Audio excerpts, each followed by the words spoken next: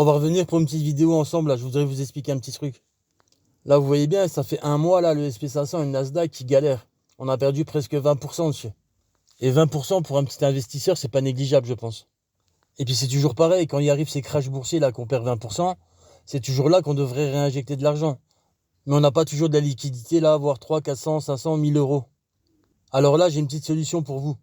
Vous connaissez le VIX, l'indice de la peur? Vous savez, c'est l'indice qui monte quand tout est en crise. Par exemple, quand les marchés ils baissent de 10 ou 20%, bah vous voyez, l'indice là, il fait l'inverse. Il fait toujours l'inverse du marché. Et là, pendant la crise qu'il y a eu là avec les taxes de Trump, vous voyez, l'indice là, il a fait un x4 fois un x5. Ça veut dire que son point le plus bas, en général, il est aux alentours de 15 euros. Il est monté jusqu'à 67-70 euros. Donc l'idée, c'est de le choper une fois qu'il est vers les 15 euros. Une fois qu'il est vers les 15 euros, vous mettez un billet dessus. Et en fait, le but de cette stratégie, c'est de récupérer de la liquidité pendant les périodes de crise. Ça veut dire, prenons l'exemple, vous mettez 100 balles dessus. Votre SP500, il perd 20%. Il vous faut de l'argent, vous savez pas, vous en avez pas. Et bien en fait, celui-là, vous mettez vos 100 balles, s'il fait un x7, vous récupérez 700 balles.